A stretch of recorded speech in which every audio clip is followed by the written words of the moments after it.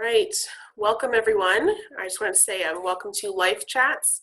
We're waiting for some people to still join us, so I'm going to just have us kind of sit here, and as we wait for everyone to join, I'll just give a brief welcome. So this is Life Chats. These are every Wednesday at 3 p.m. Partnership between LifeAct and Highland Springs. And so it's just a place for us to talk about mental health.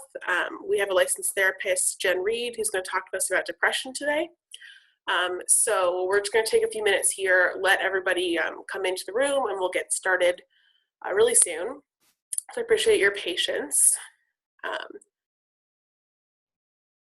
Here I'm going to show us in a minute here, we're going to go over some of the rules of the chat, just so that we can keep this a safe place, so that it can be productive and that we can have a really great discussion. I really encourage you guys to ask any questions that you have, really participate. Jen might ask us some questions and ask for our feedback, see how we've been kind of dealing with things.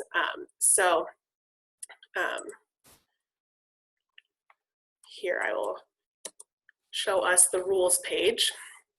So I encourage everyone to just take a look at this, really be respectful of these rules so that we can have a really good, productive time here, and that it can be really useful for everybody. You'll see here that everyone's video is turned off and their audio is turned off. So we ask that you really respect that so that it can stay, again, a safe place and that we can really have a good time. You'll see at the bottom that we have some crisis information. So I encourage anybody that is in crisis or needs immediate help to follow those instructions and get the help that they need. So I'm going to give us about 2 more minutes here just to let anyone else come in, and then we can get started. Like I said, Jenn Reed is going to talk to us.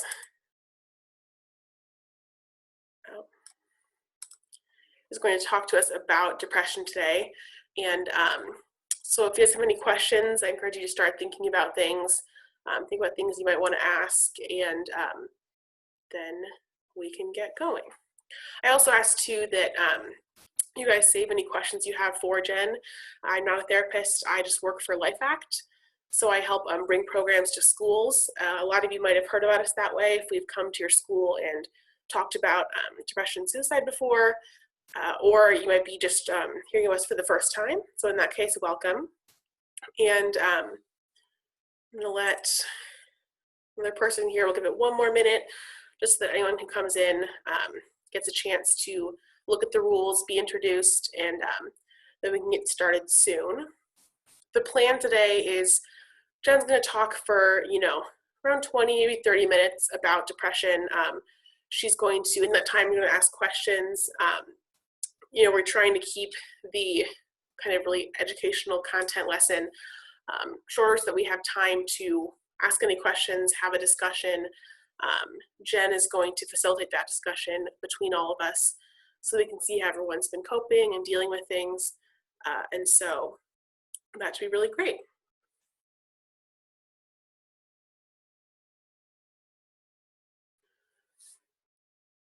All right. Also, I just wanted everyone to know that if anybody is trying to turn on any kind of camera or audio or video, that I'm going to have to shut that down right away, just because, again, we're really trying to keep this private and safe and anonymous. So once I shut that off, we won't be able to do that again. So I really ask that you guys follow these rules so that we can really focus on just talking about our topic today. Okay, so I'm going to turn it over to Jen here, and then we can get started. We've given people some time to come in.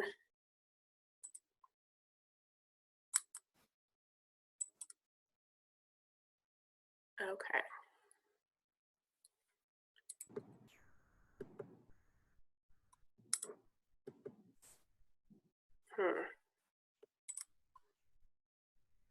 All right, Jen, here, I'm going to try and stop my share here.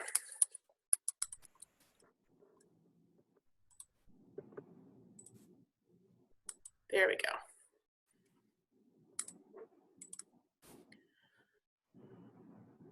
Okay. Can people hear me? I think me being host, I don't know if I'm popping up in the center frame.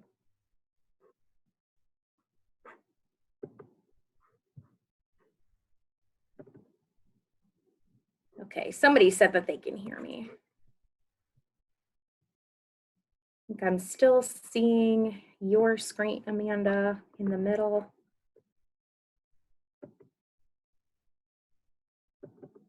There we go. Now I can, okay. All right, so hopefully everybody can, okay. All right, so can people hear me and see me? If you can just send a quick message so we can make sure, because we had to change it over of who was kind of running it. I just want to make sure people can hear and see me and that's all working. Okay, a couple people are saying yes, so that's good. Okay, looks good. All right, so like Amanda said, my name is Jen. I am just sitting. I am a licensed professional clinical counselor with supervision designation. So a lot of fancy words saying that I'm a licensed therapist in the state of Ohio. And I even have a special credential so that I can train other people to be therapists as well. And I'm a registered art therapist too, which means I can do art therapy. So that is what I do. And right now I kind of run a outpatient clinic through Highland Springs. It's called Changes, and it's for children and adolescents. So I oversee the day-to-day stuff here. So we're linked up, and Amanda said that we have a partnership to link up to kind of give you guys some information and have an opportunity to have some questions asked to somebody who has a license to be able to answer. And today the plan is to kind of talk about predominantly like depression. The last couple of weeks we did some stuff about stress and self-care. Last week we did some anxiety and fear. And today we're going to do depression. And I think we're going to kind of go over what is depression. I want to give you guys that information because people throw a lot of the terms around a lot, and people might say they're depressed when they just mean they're sad. So we kind of give you guys a little bit of information of what exactly is depression from our end of things, where does it go from being sad and things kind of being yucky for a while to, hey, this is depression and I need to go talk to somebody about it and get professional help. We'll go over and obviously I'm going to answer all of your questions, but I do want to touch base on that just so you guys kind of have an idea of what that looks like. And we'll kind of go from there based on what you guys want to ask. So before we start doing all the questions really quick, I'll give you some information on what depression is. Let me just make sure there's nobody waiting in the waiting room. I don't think so. Normally I get a little pop-up. So depression, everybody has heard the word. What exactly does that mean as far as like from my end, maybe being a therapist, when we get people coming in, they're saying I'm depressed. What do we look for to be able to say, yes, you are depressed, you have depression? A lot of times people will say, oh, I was so depressed. Sometimes people mean that they were sad, and being sad is normal. Like, it's going to happen. It's part of being a human being. There are going to be things that make us sad. We're never going to get away from things that don't make us sad. Sadness and disappointment will happen. But where it turns into a really big issue is when it starts getting really intense. Let me just admit this person. Open it lets me. There we go. So depression, signs of depression. That looks like that low sad mood that I mentioned just now, but it's basically every day, most of the day, for at least like 2 weeks. So we're not just talking, hey, I didn't do well on a test and I'm sad about it and for a day or so. Okay, that's disappointment. That's honestly kind of normal, because that would be expected when things don't go the way you want them to. But if being low, sad, like I said, most of the day, every day for at least 2 weeks, that's a warning sign there that that could be what it is, on top of other things too. So there's always going to be a bunch of other things that we look for. Feeling empty, deliberately avoiding other people, kind of what we call isolating, change in your appetite, whether it's eating more or eating less, uh, changing in sleep, sleeping too much, sleeping too little. And we're talking like if you're sleeping too much, we're talking you're sleeping 15 hours maybe, and you're like, I'm still tired. I got nothing. I got no energy. It means suddenly the stuff that you love to do, you're like, meh, I don't care about it anymore. It doesn't bring me joy. It doesn't bring me happiness. I don't want to do it. That's usually a really big red flag, and one of the most obvious ones, because sometimes people don't necessarily feel sad, but out of nowhere, they're not motivated anymore for things they like. And when they try to do their hobbies or the stuff that they really do usually enjoy, they're like, nah, it's not doing anything for me right now. It can mean getting lots of headaches, always feeling tired, like I said, a lot of stomach aches. Sometimes people have that where they feel it physically in their body. For people that are younger, that's usually more common. For like littler kids, they'll say things like, I always have a tummy ache, or I always have a headache, because they can't really put into words how they're feeling. And that's usually how it comes out. Irritability, being really grouchy, like all the time. Having that short fuse, feeling helpless, feeling hopeless, feeling, I think I said empty, I don't know if I did or not, feeling just guilty all the time, like you're a bad person. All a combination of all of those, that can be a sign there that somebody, it's more than just regular sadness, and it's probably something that you need to go talk with somebody about, because depression is very, very common. I'm pretty sure, I don't have statistics off the top of my head, but it's one of the most commonly diagnosed mental illnesses there are. And things can get better. It just takes some work. So with that definition, I want to start seeing people send in some questions. I was going to also kind of talk about what are things maybe that you should not say to somebody who is struggling with depression, because they're just not helpful. Also, I wanted to touch base on warning signs for things like when somebody is starting to feel suicidal and like they want to hurt themselves. Because sometimes depression does get that bad where people maybe want to hurt themselves. They sometimes want to hurt others. Sometimes depression can get so bad that people are going so long without sleep that they're losing touch with reality, which can be really scary for them and their family. But I definitely want to go over that, because we might know people and we don't necessarily know how to help, and we want to help, but what do you do? I mean, most people, they don't really know what to do or say when somebody says to them, hey, I'm depressed. And most people don't know what to do or say when somebody says, hey, I feel suicidal. So that's where people like me step in, because we are trained. And I know that's extra hard for kids, because, I mean, you guys don't know how to answer that. Why would you know? You haven't gone to school for it. I spent a long time learning how to do it.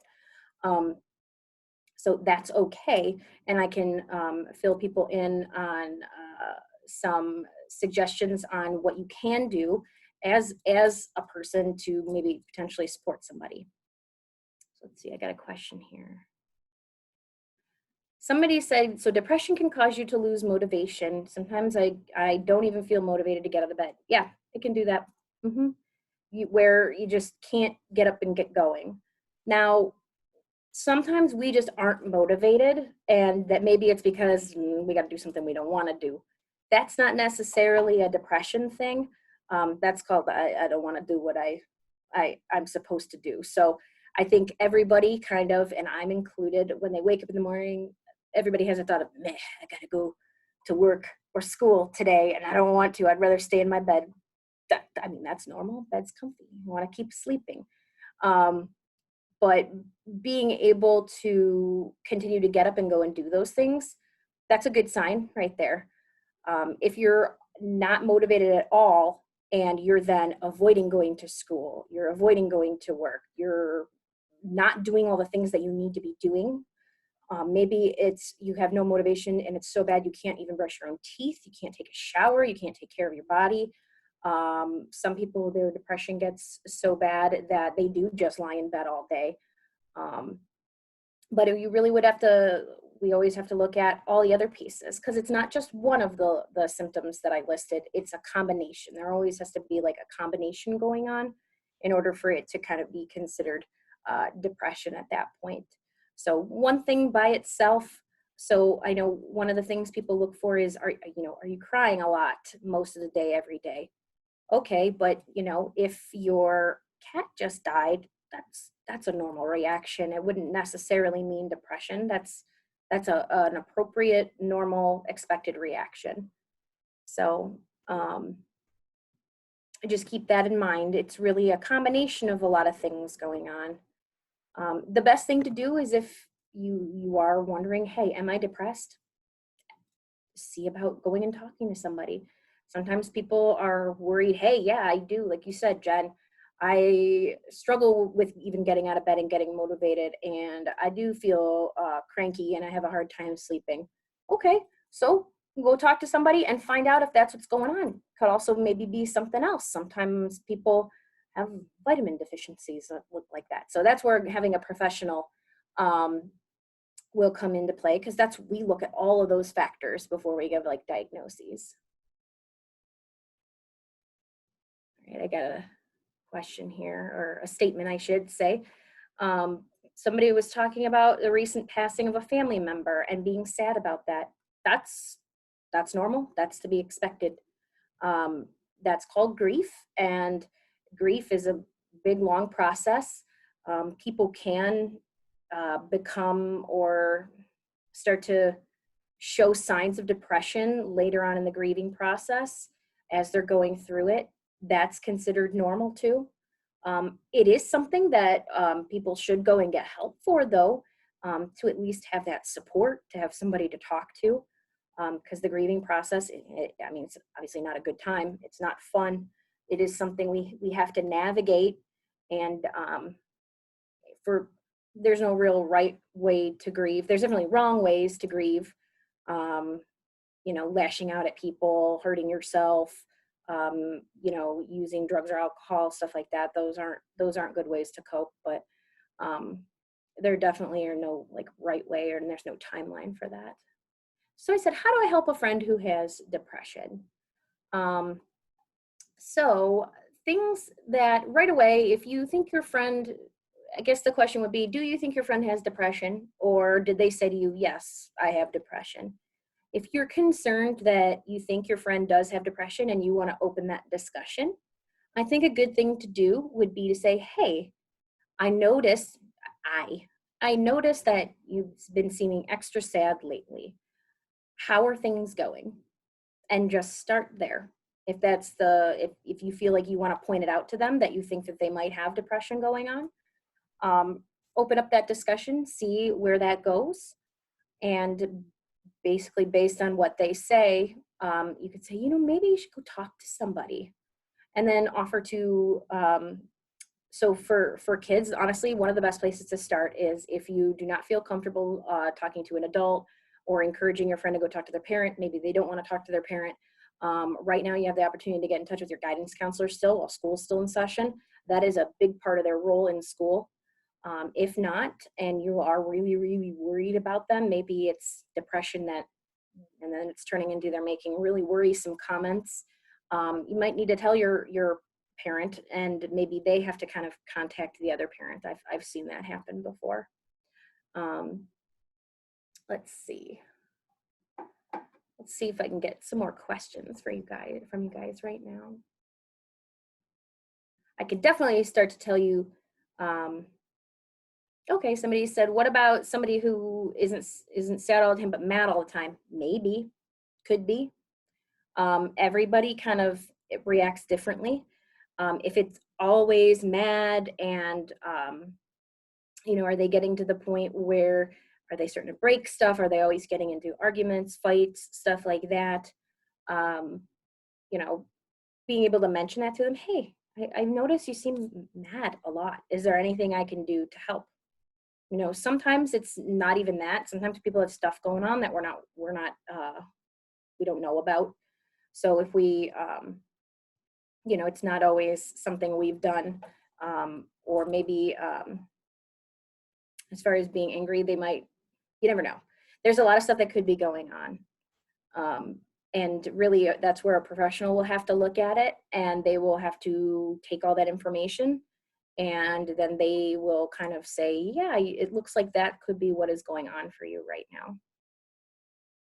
So somebody said, how do you know if they have depression?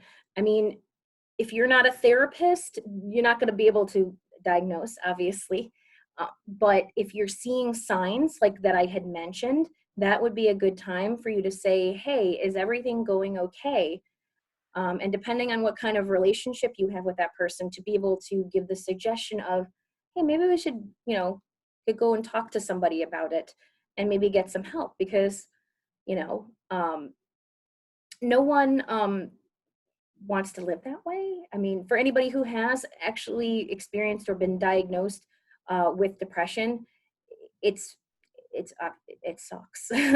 But we don't need to live our lives that way. There are things you can do and talk about, and coping skills, and sometimes medications. Like there are a lot of different options. It's just a matter of reaching out and getting linked up with somebody so that you can look at that.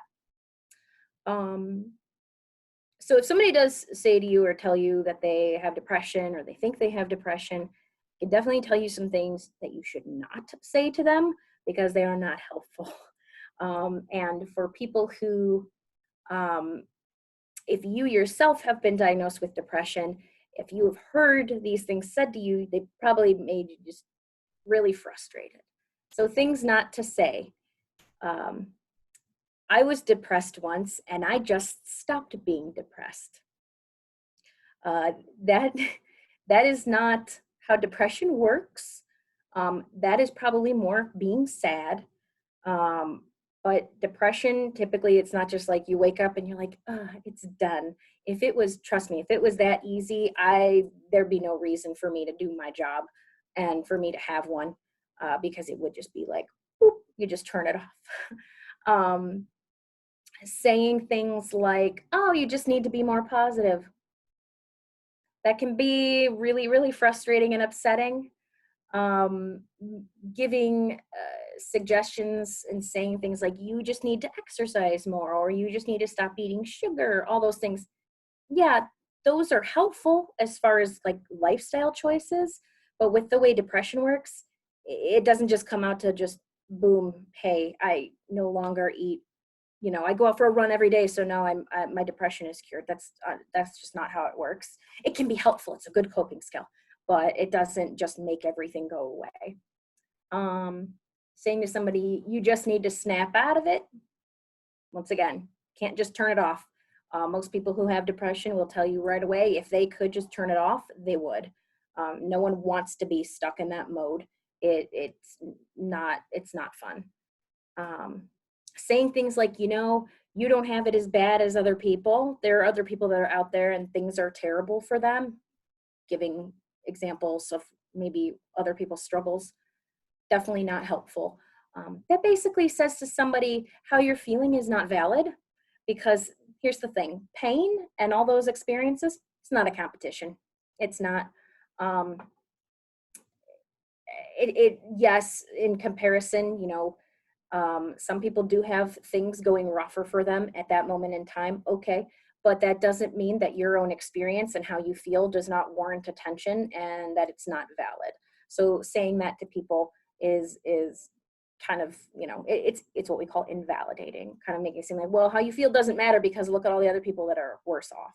If we always had that mentality, people would not try to fix things, because they would always just think, well, what's the point? Because other people have it worse than me, I don't need to seek out help. No, it's all valid. Everybody should seek out help. Saying things like, you have no reason to be depressed. You don't need a reason to have depression. That's not how it works. If you feel depressed because somebody died, that's normal. But that's called grief. That's not necessarily how depression works. There's a lot of factors that go into actual depression with brain chemistry and things like that. So it's not, there's not just one reason or one moment in time where it's like, oh, this thing happened, boom, now I have depression. It doesn't work that way. Telling people to just stop feeling sorry for themselves, or that they just want attention, things like that. Once again, none of that is helpful. Like I said, people don't want to feel that way. If they're reaching out and saying, I feel like I'm depressed and I'm really struggling and having a hard time, somebody's saying to them, you just want attention. Well, I guess in a way that is true. They want attention, meaning they want help and support. They want to not feel that way. That's pretty valid, I think. Being able to speak up for yourself is a really big first step. So responding in a way that can be unkind or not nice and everything, that's going to make that person kind of shut down and not want to speak up again. Somebody said, if someone is constantly saying mean things to you, could that cause depression? Kind of a hard question to answer. Does it negatively impact how you view yourself? Yeah. Sometimes over time, we take all those nasty things people say to us and we kind of, as we call, internalize. So you take them all and you make them your own thoughts. So then you have that running dialogue where it's like, yeah, they're right. I am a terrible person. I do mess up all the time. So having a lot of that negative thinking can feed in and do that. It can lower your mood and then, down the line, but that's not necessarily saying one not nice thing to somebody would just turn on a depression thing. There's like all kinds of factors that go on, because you got to keep in mind, there are lots of people in the world that have had people say mean things to them pretty consistently, and they didn't end up getting a depression diagnosis. There's literally a lot of different things that kind of go into it. It doesn't help, I can say that. It can be a factor in there, but it's not a sole cause of it.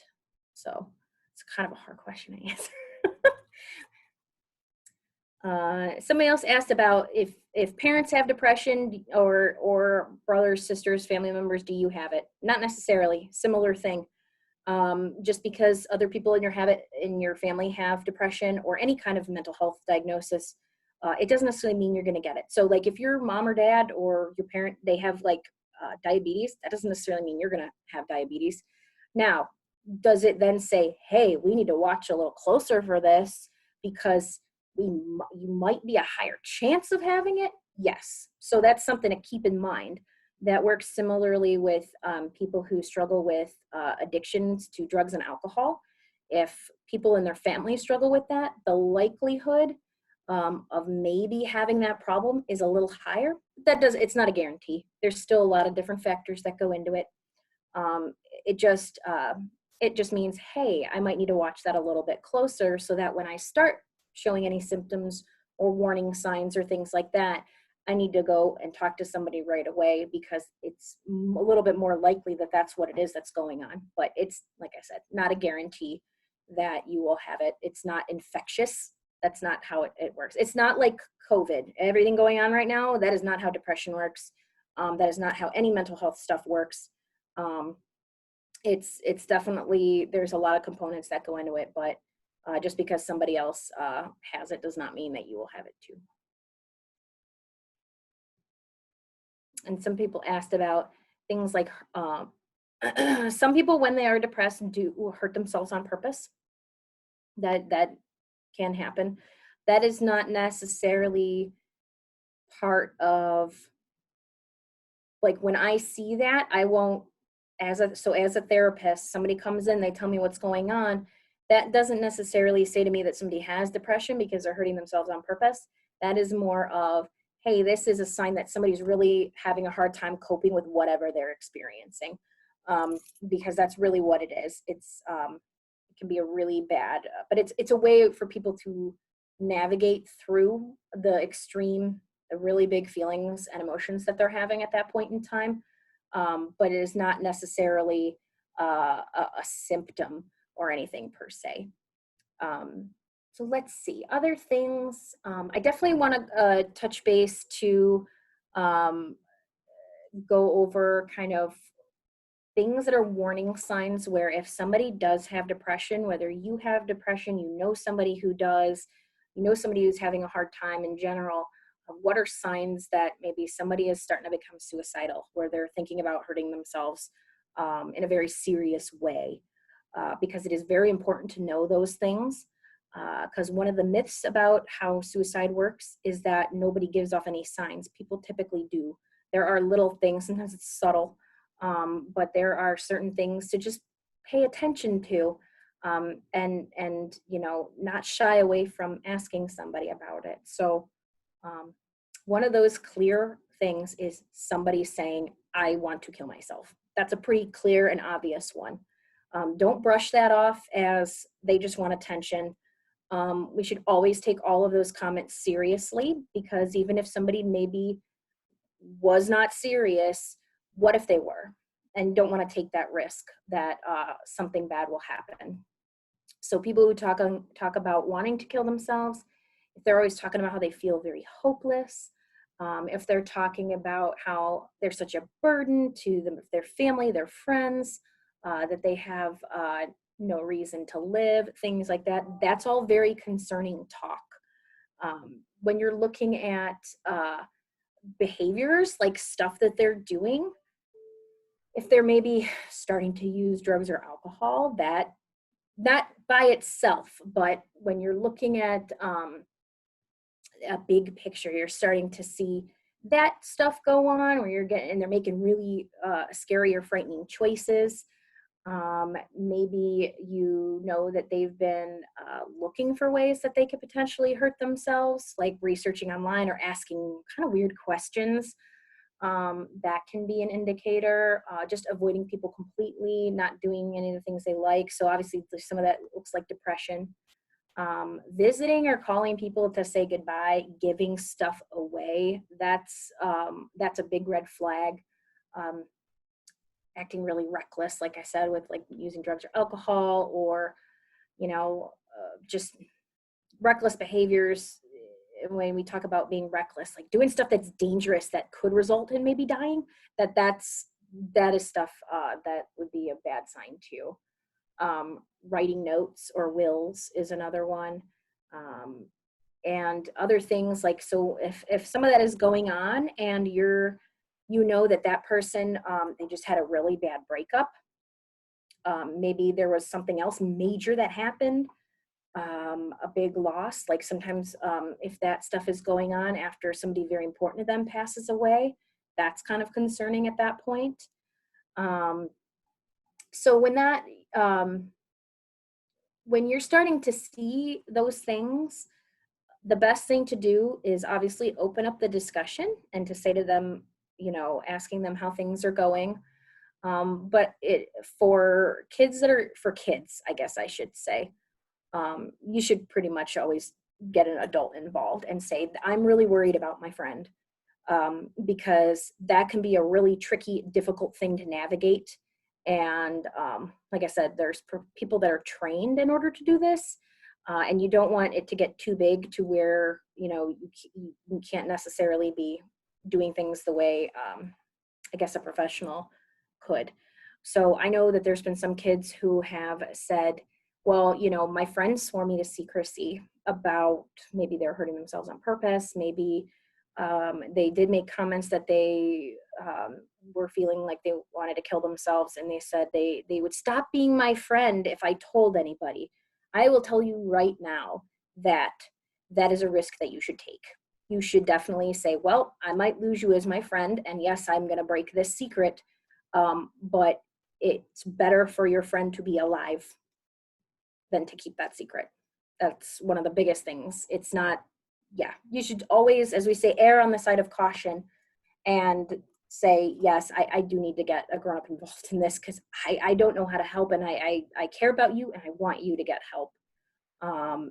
And yes, if maybe your friend gets really angry at you and maybe they don't speak to you again after that, but honestly. And honestly, that happened to me in high school too. And I lost a friend over it, but at least that woman is actually now a doctor, which is pretty cool. So she wouldn't be alive. We honestly never spoke ever again. And I only know that through mutual friends, but worth it. Yeah. Cause she ended up staying alive. And even when I was younger, I was like, this sucks that I have to do this, but I feel like it's the right choice because that's the right thing to do in that moment. So I'm not understanding some of the questions that I'm getting here. Can people use depression as an excuse? I'm not sure what that means. I mean, people do sometimes. I would say in general, sometimes people do kind of, I guess, make excuses sometimes for things. But also depression can also be a reason. So if you're, going and if you go punch somebody in the face and you're like, oh, it's not my fault, I have depression. No, that is using it as an excuse. That's not how it works. We do have to take responsibility for our choices. But being able to work through it and have an action plan is also really important too. Like, so, struggling with keeping, let's say you do have depression or somebody does have depression, they have a really hard time going and hanging out with people and they back out of plans and stuff like that. And this, yeah, my depression is really bad. I don't want to be around anybody. I wouldn't necessarily say that's an excuse. Is it disappointing? Yeah, but that's a big part of what they're going through at that moment. At that time, it would be a good way to support them would be to say, well, let's hang out as soon as we can because I want to support you. And I still want to be your friend. Things like that is what you can say for that. We're getting close to 3:40. So throw out some more questions to me, because we got a bunch of people who haven't really thrown any questions my way, but I would like to see some other ones from people.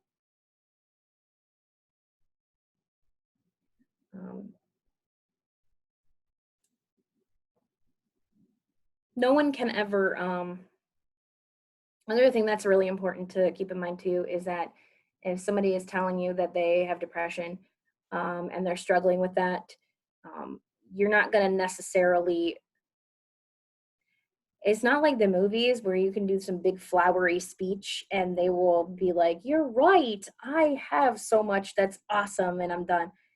Keep in mind, that's not necessarily how that works either.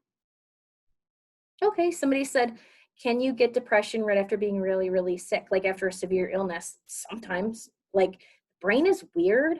The body and brain are strange. So sometimes that can happen where any kind of illness can trigger something else with mental health.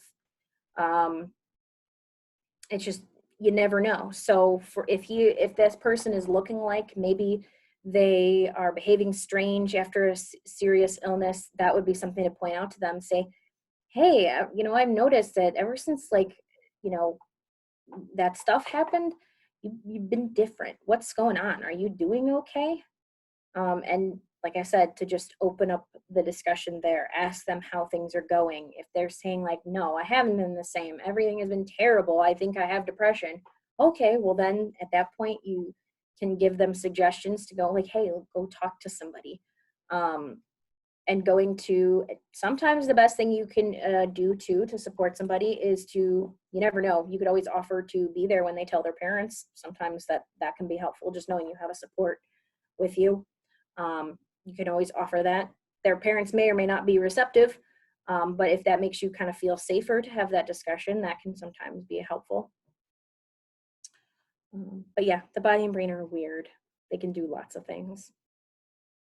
Let's see, we'll get some more questions going. Okay, somebody said, how can they assist others? I really think the best thing that you can do is just continue to be supportive and make sure that you are, we want to support. We don't want to try to fix, if that makes sense. There is nothing people can really make it go away if that makes sense. Saying, hey, do you want to talk? I'm here for you when you're ready. But not, you definitely don't want to corner somebody and force them to talk to you if they're not ready. Saying, what can I do to help today? Um, you know, letting them know they're not alone. One thing that's not helpful is to say, I know exactly how you feel, because that's kind of invalidating too. You definitely don't want to say that to, well, obviously anybody who's grieving. You never want to say that to them. That's not awesome. Being able to say though that, you're not alone, and I might not understand exactly what you're going through, but you are not alone, and I do want to continue to support you. I want to help you. I do care about you. You're important to me. That is all helpful language. And if you notice, in a lot of it is you're using what we call I statements to say, how can I help today? A lot of times people being like, it's fine, nothing. Yeah, the funny thing is that a lot of times when people say that, it's most people are saying that because they don't want to actually ask for something. They don't want to feel like they're being put upon for things like that. So being able to say, you know what, it's cool. So you can, if you know them, you can even do like, hey, when did you last eat? Sometimes people are not eating. Say, let's get something to eat. What, can I make you some food? That's always helpful, if that's going on in that moment. There's a lot of things that you can do to support them. It might not be anything that's going to fix everything or make it all better, but it's one little thing that can be helpful for them in that moment in time. But mostly being, I would say, supportive, non-judgmental, being a good listener, versus trying to, when they're sitting there and they're saying, I feel like a burden, I feel like all these things, just being able to sit and listen, and instead of trying to debate them, don't debate. To be able to say, that doesn't sound like a good space, those feelings don't sound like they're good. And then kind of being able to continue to say, are you talking to somebody about this? Because I feel like that would be really helpful. That would be a good way to kind of navigate in that direction.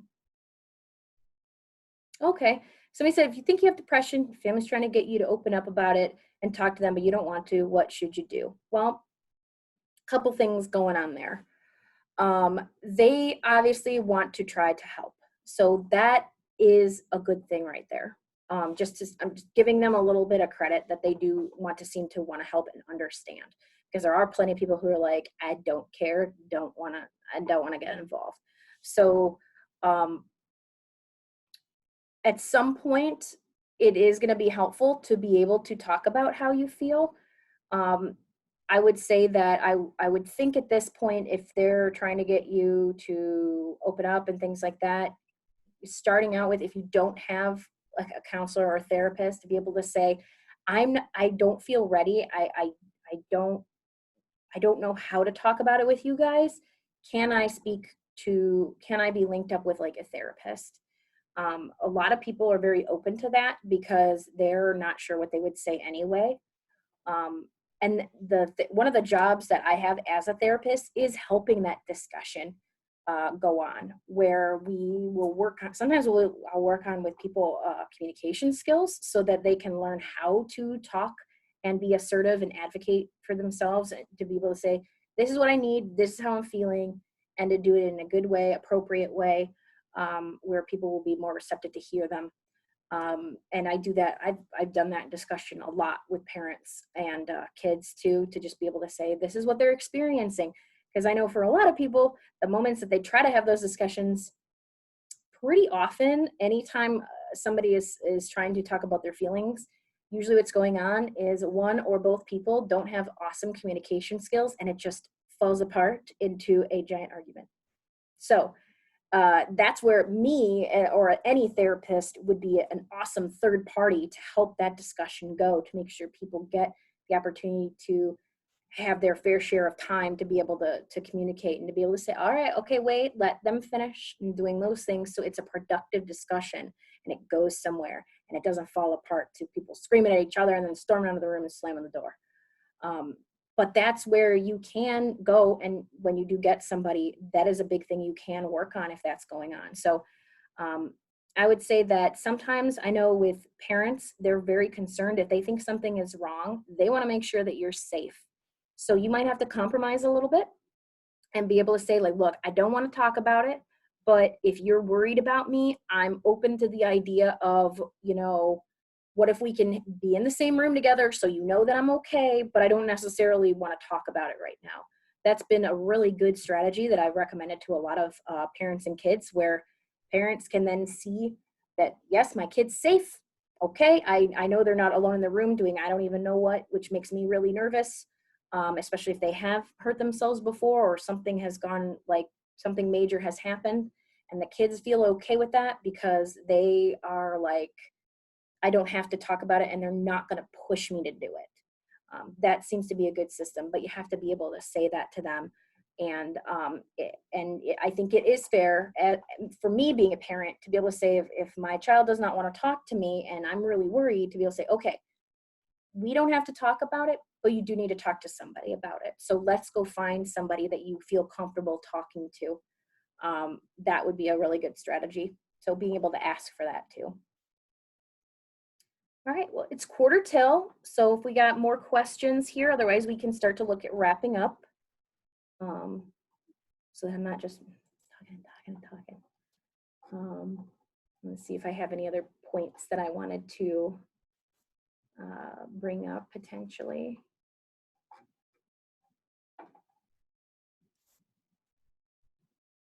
If there are times where, just to wrap back around to it, if you feel like you want to hurt yourself, the best thing to do at that moment when things are that bad is to obviously first start with a trusted adult. If that doesn't work for whatever reason, getting yourself, like calling a helpline, calling a chat line. She put the information up in the beginning, and I don't know how to switch the screen back to show it. I don't think I saved it. But if you go online, I know there's a bunch of different resources. And even earlier today, I was trying to find an infographic that kind of gave statistics. And if you even just type the word suicide into Google, it's actually, and I can tell you right now, because I'm pretty sure it just does it, which is really cool that Google does this. That if you just go to Google, if you feel like you are, or you're really worried about that kind of stuff, if you just type that in, boom, right away, a number pops up. And it gives you suggestions on who to call and get you linked up with things. So if you even just type that word in right away, screen says help is available. Speak with a counselor today. It's got a phone number. There's options for live chats. There's websites. These are amazing things. Like, people didn't used to have access to this stuff. So let's see. If there aren't any other questions, I know. So next week's topic, I gotta double check because I don't remember off the top of my head. Hopefully I'll get a couple last minute little questions here.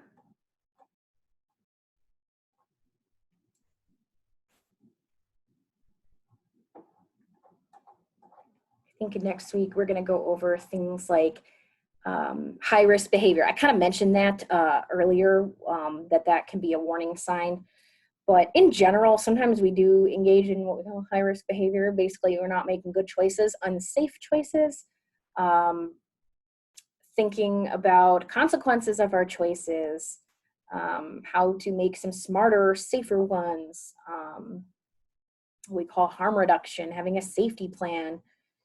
All these things, this is all lingo to keep in mind, but it's really hard because people who are well known for not always making good choices. Sorry, it is kids. But to be fair, it's because that's how your brains are working at that point.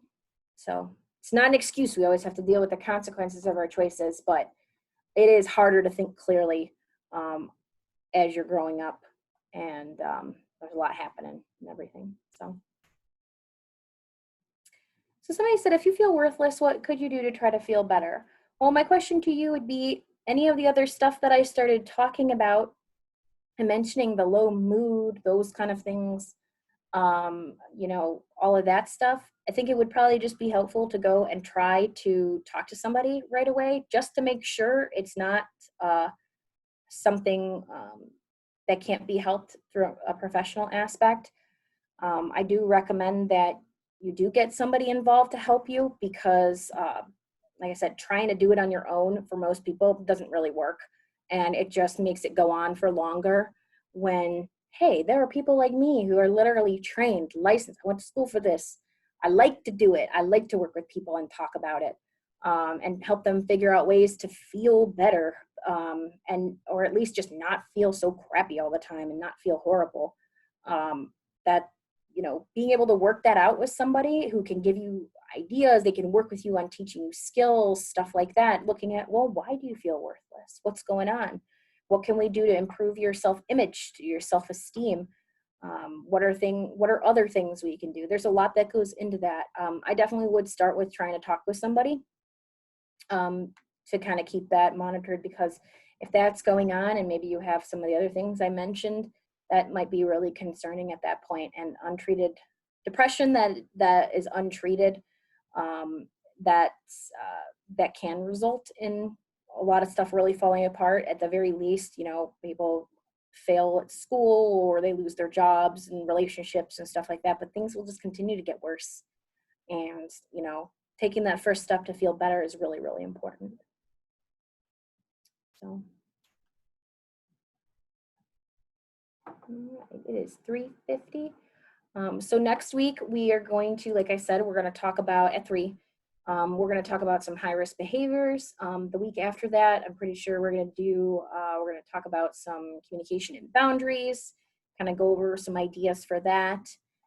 I know right now people's moods might be low. I talked about having a low, sad mood because we're stuck inside, and I know we have this date where we're going to open up. I don't know how much we're going to open up. It's not going to be just back to normal right away.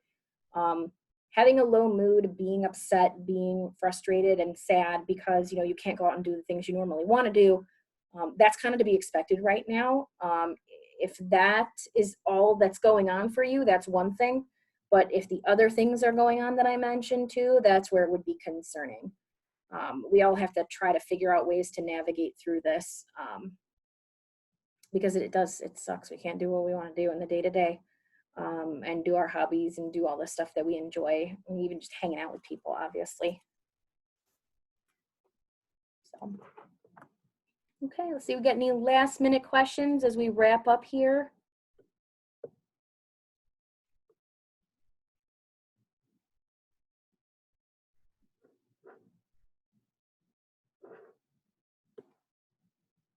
Okay, doesn't look like we have a ton left here.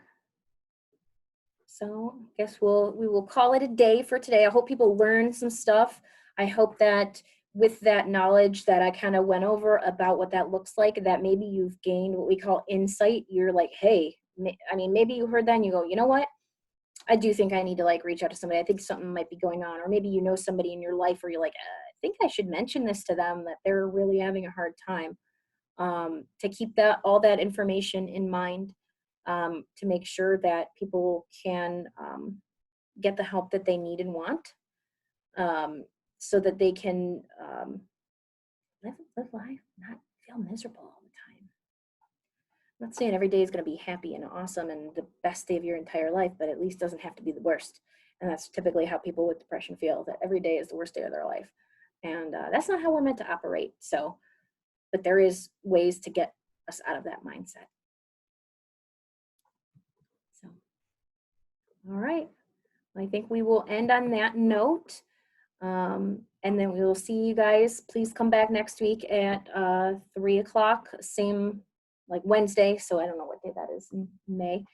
And we will talk about high risk behaviors, and I'll be answering more of your questions.